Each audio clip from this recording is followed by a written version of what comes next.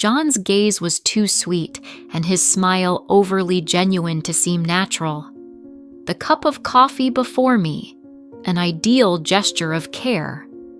The metallic smell wafting from it appeared out of place at the elegant family table in my sister-in-law Emily's house.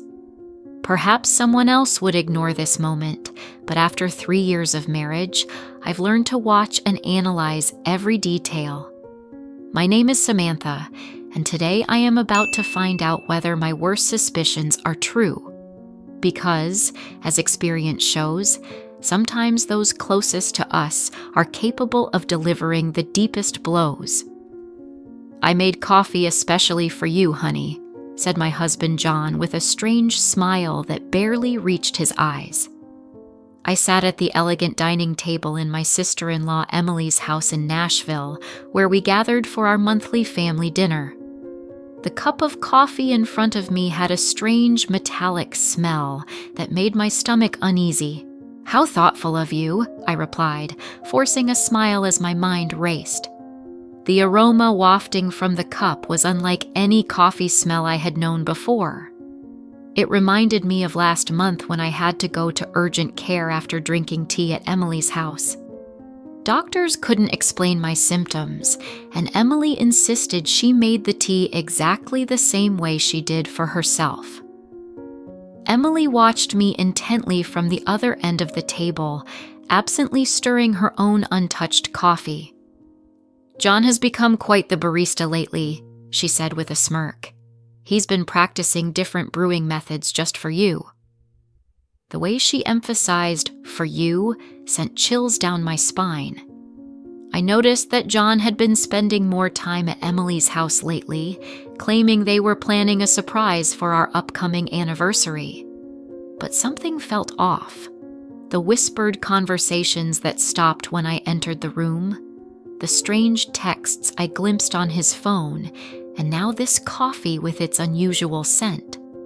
I lifted the cup, pretending to take a sip, while studying their expressions.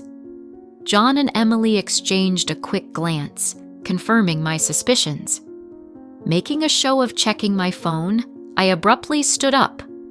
"Oh, would you look at that? I need to make a quick work call. Emily, do you mind if I use your study?" As I walked past Emily's place setting, I deliberately stumbled, quickly switching our coffee cups amidst the confusion of steadying myself. "I'm so sorry," I exclaimed, straightening up. "I'm such a klutz sometimes." Emily waved off my apology with a tight smile. "Just try not to break anything in the study." I nodded and hurried away, my heart pounding. From the study's doorway, I could still see them at the table. Now, I just had to wait and watch. From the study doorway, I watched Emily lift the coffee cup to her lips, and my stomach clenched with anxiety. Part of me wanted to stop her, to warn her, but I needed to know the truth. I'd spent too many nights in emergency rooms, too many hours doubled over in pain, always after sharing meals with them. It all began when I first met John at a friend's wedding in Nashville 3 years ago. He was charming and attentive, and Emily seemed welcoming too, inviting me to family gatherings and offering to help plan our wedding. But looking back, I should have noticed the red flags. The way she would accidentally spill things on my dress at important events, or how my food always seemed to have extra seasoning when she helped cook. The incident started small. A stomach upset here, a mild allergic reaction there. John always had an excuse ready. Maybe it was something you ate earlier, or you must be coming down with something. But the pattern was becoming clear. The worst was 2 months ago when I ended up hospitalized after eating breakfast at their house. The doctors found traces of something in my system, but John convinced everyone I must have taken some expired medication. I gripped the door frame, watching as Emily took another sip of the coffee, while John typed on his phone, seemingly unconcerned. My own untouched cup sat cold on the table where I'd left it, the metallic smell still lingering in my nose, making me shudder. A slight tremor in Emily's hand caught my attention. She set down the cup, her face suddenly pale. "John," she said, her voice shaking. "Something's wrong." John looked up, his expression changing from confusion to horror as he realized which cup she was drinking from. He jumped up, knocking over his chair. "Emily, what's happening?" Emily's hands were trembling violently now. "I don't feel well." She tried to stand but stumbled, grabbing the edge of the table for support. "John, what did you put in that coffee?"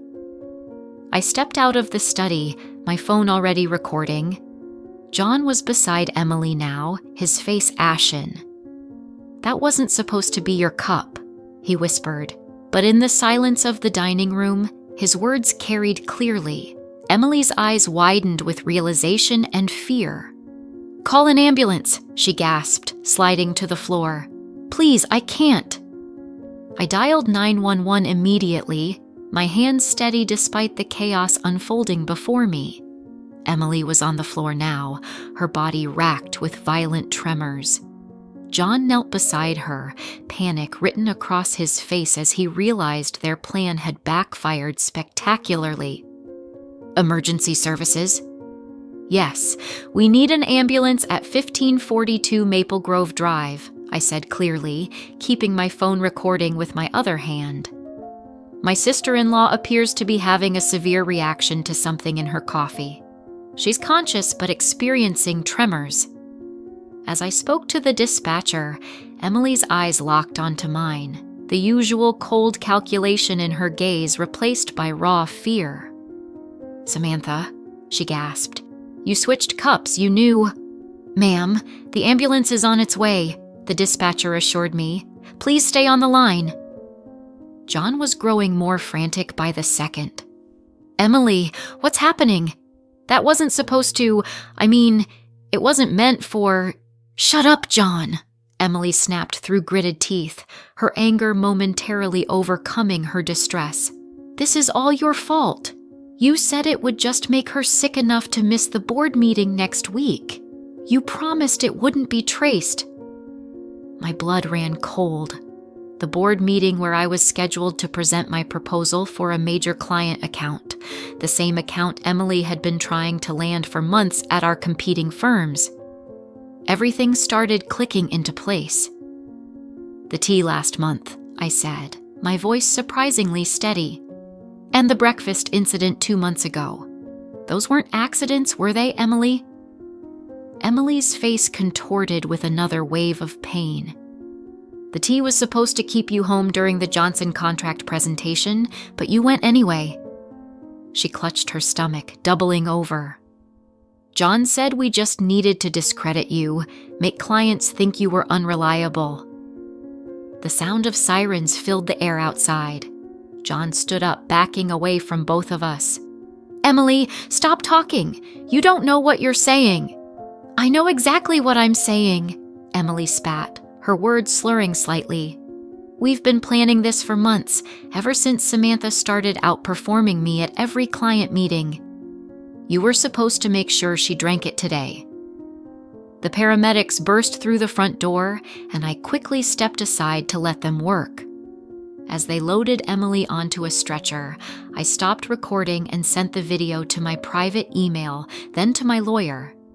John stood frozen, watching as his carefully constructed plan crumbled around him. "I'll ride with her to the hospital," I told the paramedics, my voice firm. "After all, I need to make sure my sister-in-law gets the proper treatment." I met John's terrified gaze. "And I'm sure the doctors will be very interested in knowing exactly what was in that coffee." The emergency room at Nashville General Hospital was a flurry of activity as doctors rushed to treat Emily. I sat in the waiting room, my phone clutched in my hand, reviewing the recording of Emily's confession. The tremors in her voice, the panic in her eyes, everything I needed to prove that this was not just paranoia on my part. "Family of Emily Anderson," a nurse called out.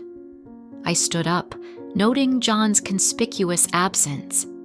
He had mumbled something about parking the car 20 minutes ago and hadn't returned.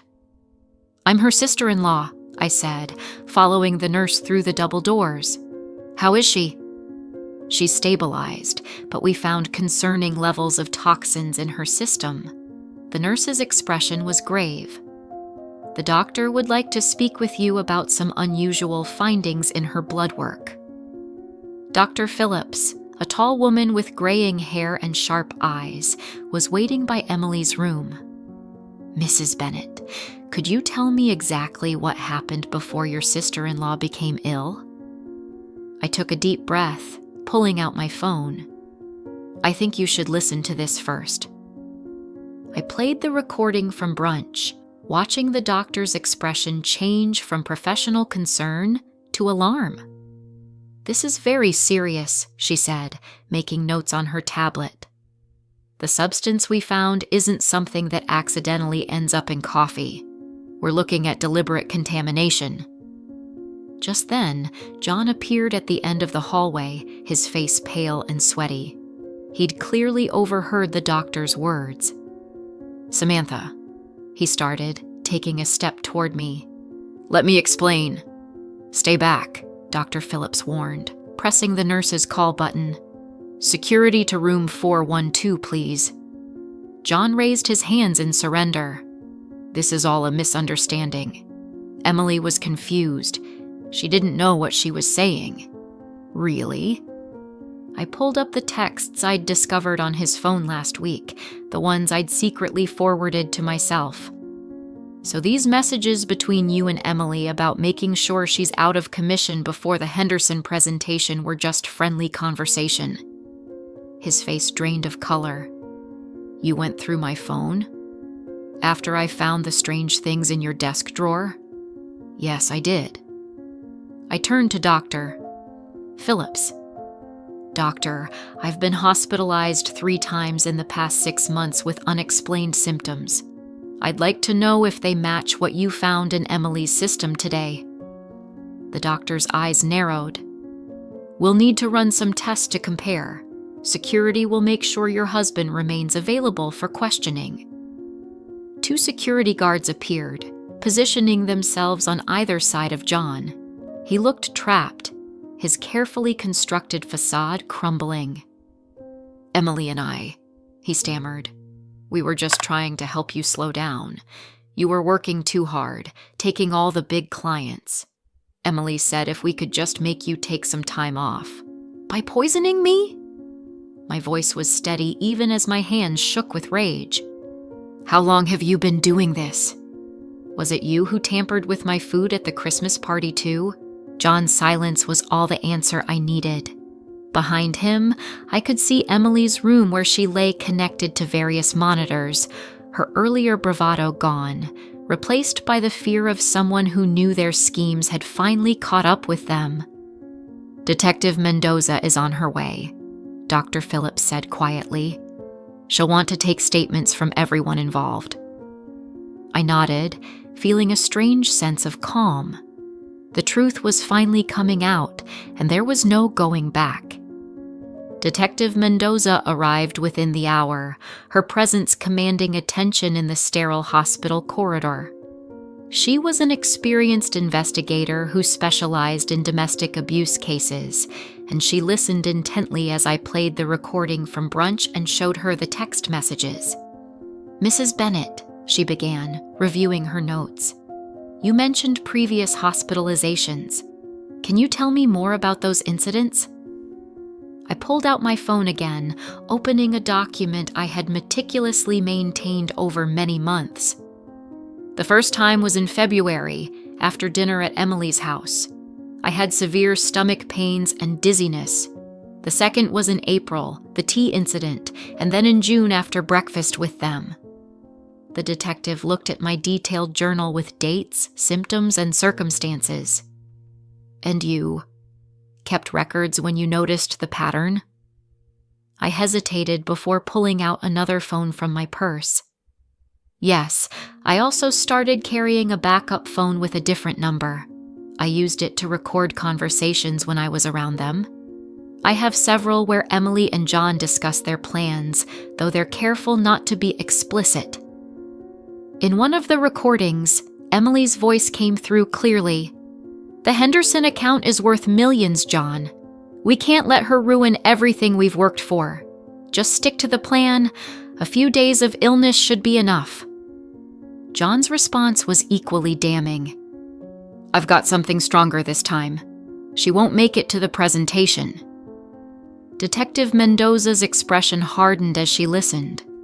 Through the window of Emily's room, I could see my sister-in-law was now awake, looking significantly less confident than she had at brunch. "The hospital is conducting toxicology screens," the detective informed me. "Dr. Phillips has already identified several substances that don't occur naturally.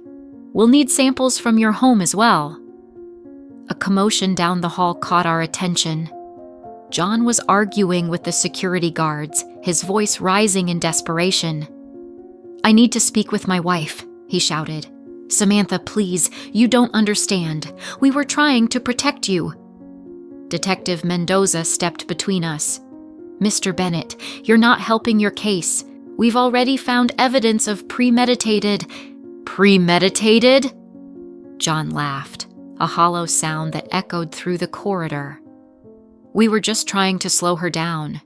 She was working too hard, taking all the major accounts. Emily said if we could just make her take some time off." "By poisoning her?" Detective Mendoza's voice was sharp. "That's not protection, Mr. Bennett. That's attempted murder." The color drained from John's face. "Murder?" "No, it's not. We never meant to." "Then what exactly did you mean to do?" I asked, my voice surprisingly calm. "When you put something in my coffee this morning, what was supposed to happen?" John's silence spoke volumes. Behind him, I could see Emily watching through her hospital room window, her face a mask of fear and calculation. I wondered if she was trying to figure out how to spin this, how to explain away months of systematic poisoning as some sort of misguided attempt at helping me. "We'll need both of their phones," Detective Mendoza told the security guards, "and I want officers posted at both doors. Nobody leaves until we get the toxicology results." Dr. Phillips entered Emily's room with a tablet in hand, her expression grim as she reviewed the test results. Detective Mendoza and I followed, while John remained outside with the guards. Emily attempted to sit up straighter on her hospital bed, but the tremors hadn't completely subsided. The toxicology report shows elevated levels of several substances, Dr. Phillips announced, her voice clinical. "Most concerning is the presence of a particular compound that's typically used in pharmaceutical testing. It's not something the general public should have access to." Emily paled. "That's impossible. John said it was just something to cause mild symptoms." "Mild symptoms?" Detective Mendoza interjected, taking out her notebook. "Like the ones your sister-in-law experienced over the past 6 months?" The door opened and another detective entered holding an evidence bag. "We found these in Mr. Bennett's office desk at the Anderson marketing firm," he reported, presenting several small bottles with clinical labels along with detailed notes about dosages and reactions. I felt my knees weaken as I realized the full scope of their plan. "You were documenting everything? Like some kind of experiment?" "It wasn't like that," Emily protested, but her voice wavered. "We just needed to track what worked. The first few attempts weren't effective enough. You kept showing up to meetings anyway. So you increased the dosages," Detective Mendoza concluded, examining the bottles.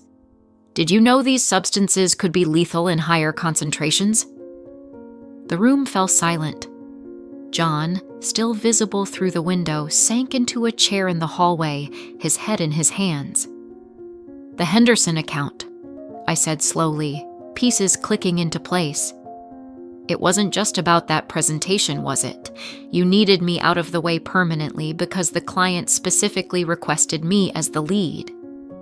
Emily's face twisted with a mixture of anger and fear. You ruined everything.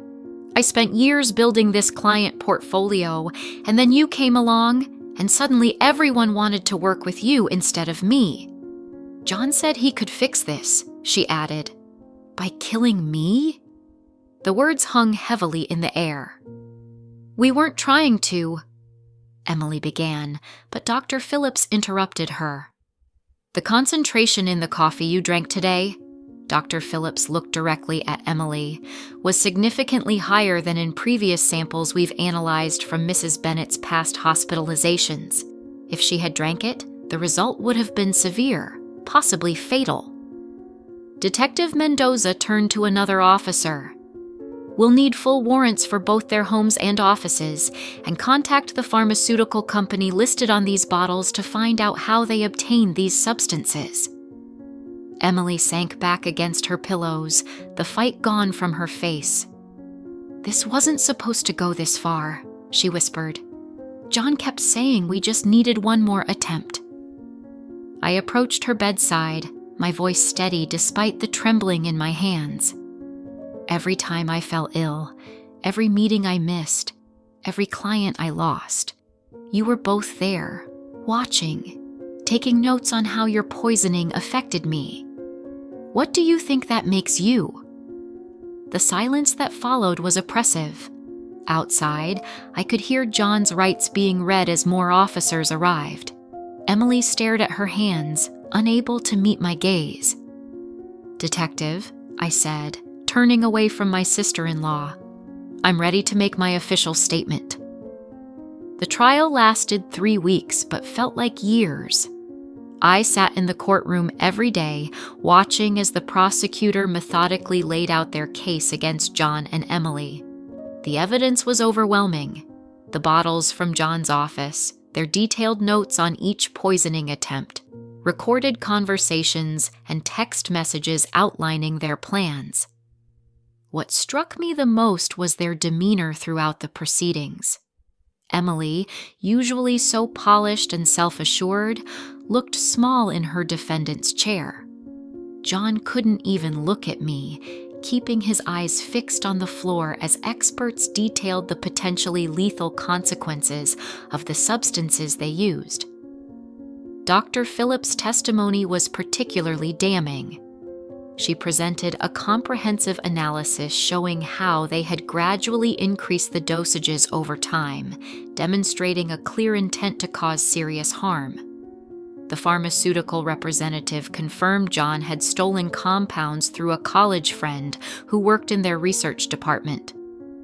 The defendants showed calculated behavior, the prosecutor said in her closing argument. This was not merely corporate sabotage. It was a systematic attempt to harm Mrs. Bennett with a clear escalation that could have led to death. When the verdict was finally read, I felt no joy, only relief. John and Emily were found guilty on multiple counts, including attempted murder and conspiracy. The judge's words echoed through the quiet courtroom.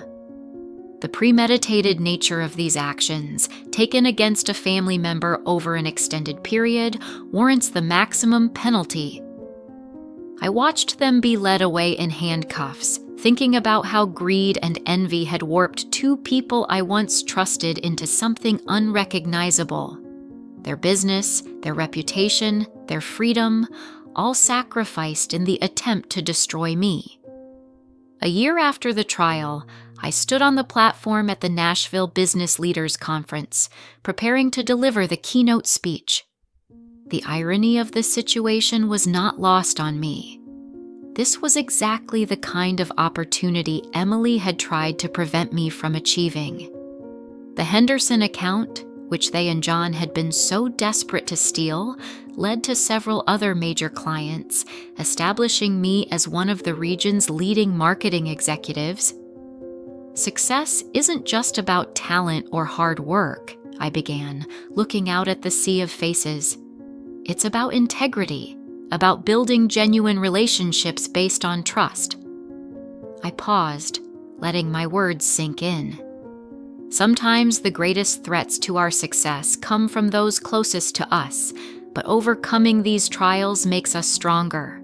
After my speech, several young professionals approached me, seeking advice.